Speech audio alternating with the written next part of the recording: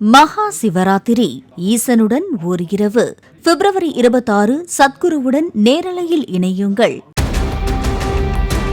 கேரள மாநிலம் கண்ணூர் பன்னன்பாறை சாலையில் நடந்து சென்ற மூதாட்டியிடம் வழி கேட்பது போல் பேச்சு கொடுத்து நகை பறித்த இப்ராஹிம் என்பவரை போலீசார் கைது செய்த நிலையில் அந்த நபர் மூதாட்டியிடம் சங்கிலி பறித்த சிசிடிவி காட்சிகள் வெளியாகியுள்ளன.